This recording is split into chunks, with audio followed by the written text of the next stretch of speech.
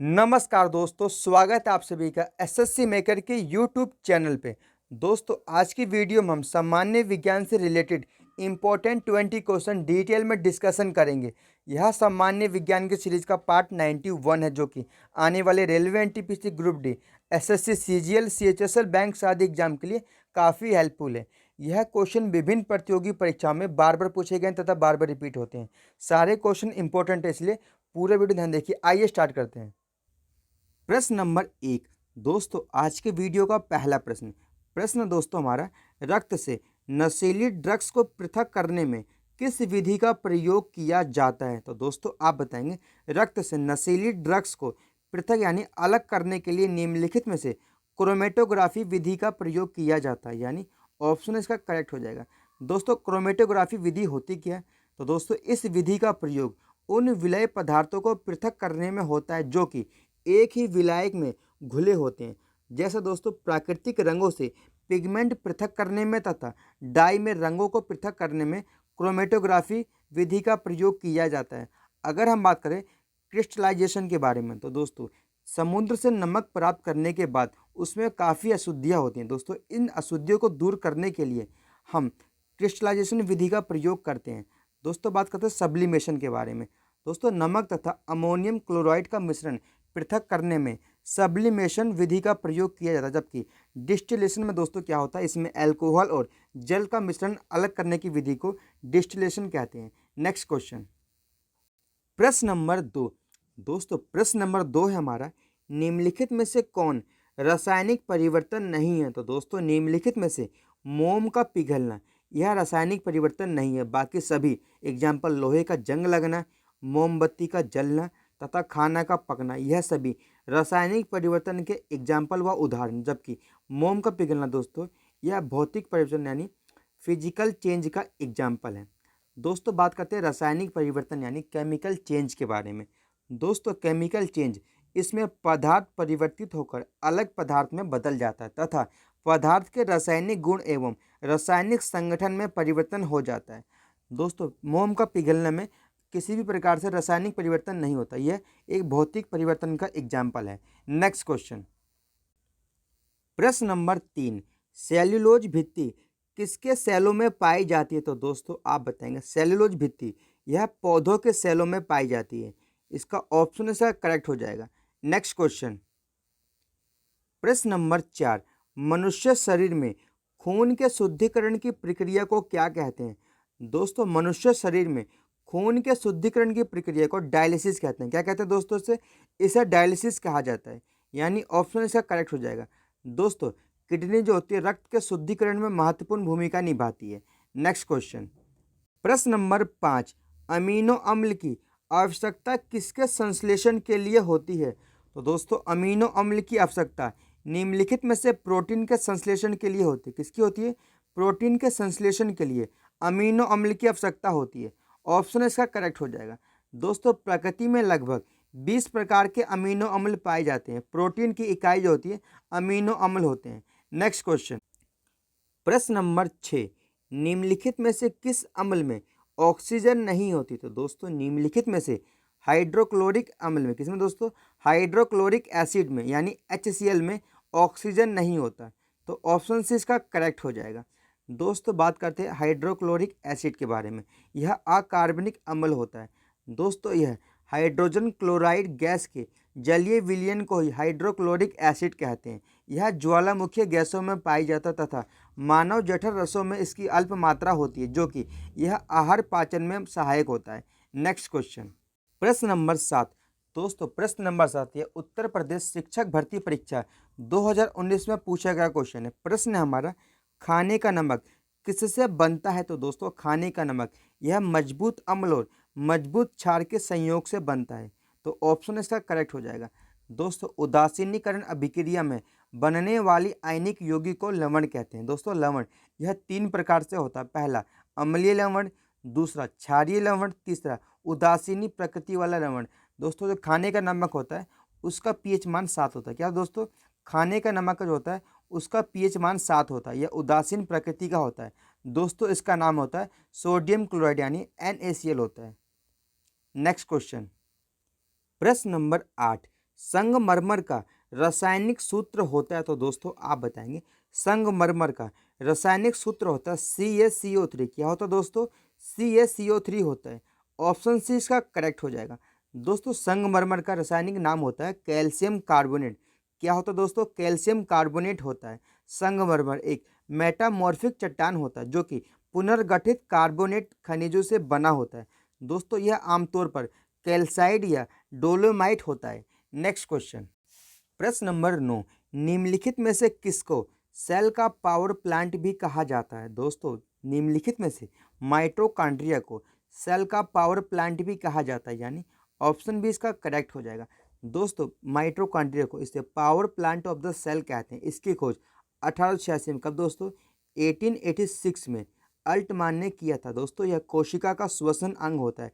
Carbohydrates के ऑक्सीकरण के फलस्वरूप यहाँ ऊर्जा ATP के रूप में मुक्त होती है।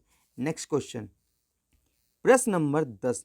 दोस्तों प्रश्न नंबर 10 है हमारा, पादप कोशिका जंतु कोशिका से किस प्रकार भिन्न होती है? तो दोस्तों पादप कोशिका में कोशिका भित्ति पाई जाती है, परंतु जंतु कोशिका में कोशिका भित्ति का अभाव होता है। इसलिए पादप कोशिका और जंतु कोशिका जो होता है यह कोशिका भित्ति के मामले में भिन्न होती है। ऑप्शन बी इसका करेक्ट हो जाएगा। दोस्तों कोशिका भित्ति यह किसकी बनी होती है? तो आप बताएं। कोशिका भित्ति का निर्माण सेल्यूलोज तथा पेक्टोज और अन्य निर्जीव पदार्थों से होता है। दोस्तों इसका कार्य क्या होता है? इसका कार्य होता है कोशिकाओं को आकृति प्रदान करना तथा प्रोटोप्लाज्म की रक्षा करना। दोस्तों कोशिका क्या होती है? तो आप बताएं। कोशिका यह जीवन की सबसे छोटी कार्यात्मक व संरचनात्मक इकाई होती है। दोस्तों कोशिका के अध्ययन को क्या कहते हैं? तो आप बताएं। कोशिका के अध्ययन को साइटोलॉजी कहते हैं। क्या कहते हैं दोस्तों? कोशिका के अध्ययन को साइटोलॉजी कहा जाता है। नेक्स्ट क्वेश्चन, प्रश्न नंबर 11, एक हॉर्स पावर में कितने वाट होते हैं? तो दोस्तों एक हॉर्स पावर में 746 वाट। दोस्तों कितने? 746 वाट होते हैं। ऑप्शन डी इसका करेक्ट हो जाएगा।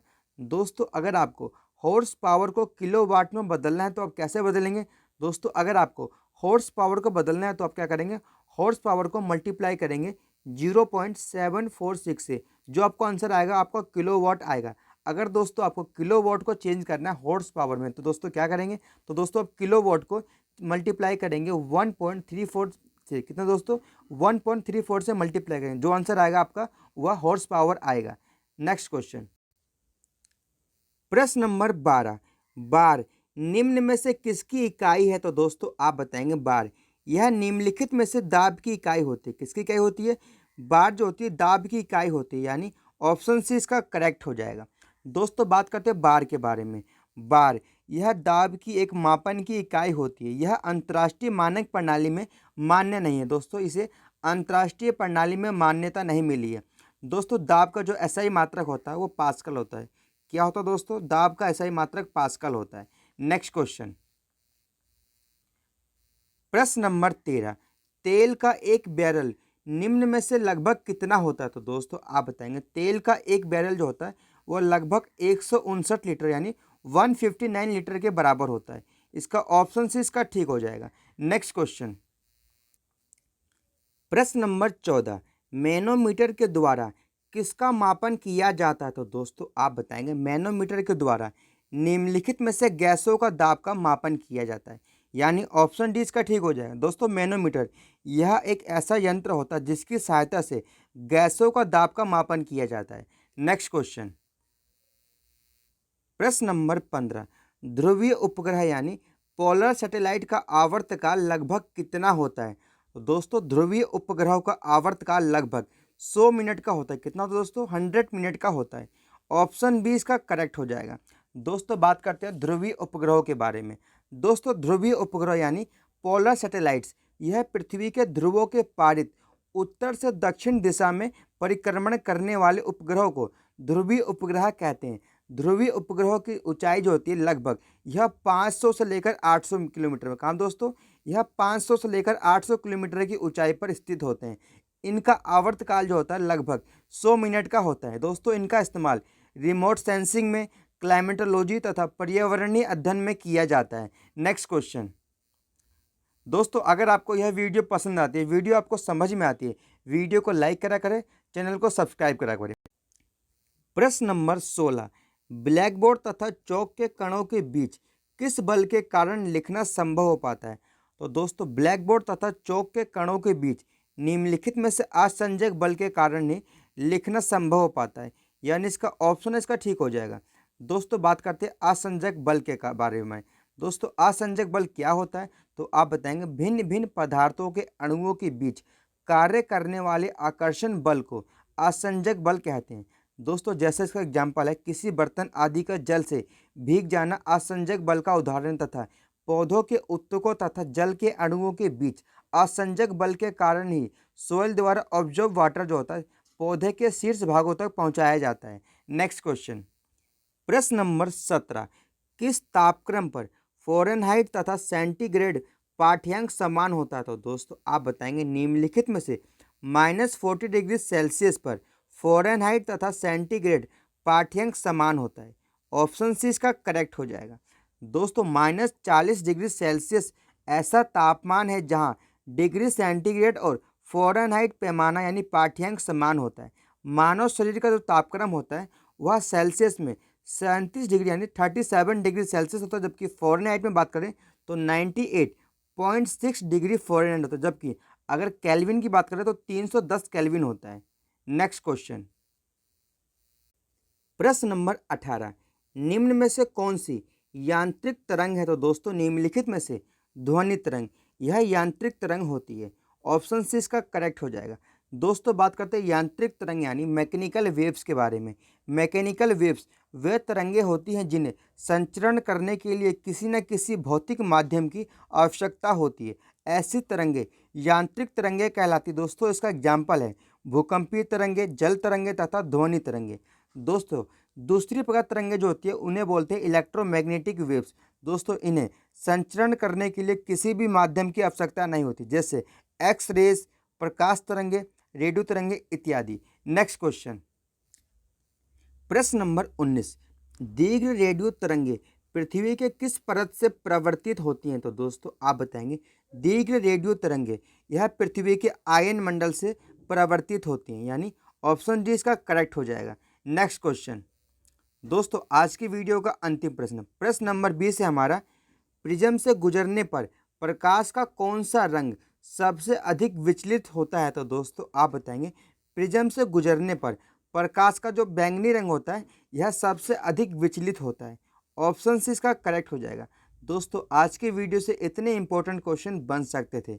अगर आपको यह वीडियो पसंद आती है, वीडियो आपको समझ में आती है, तो वीडियो को लाइक करिए, चैनल को सब्सक्राइब करिए और इस वीडियो की PDF आप SSC मेकर टेलीग्राम चैनल से प्राप्त कर सकते हैं। धन्यवाद दोस्तों।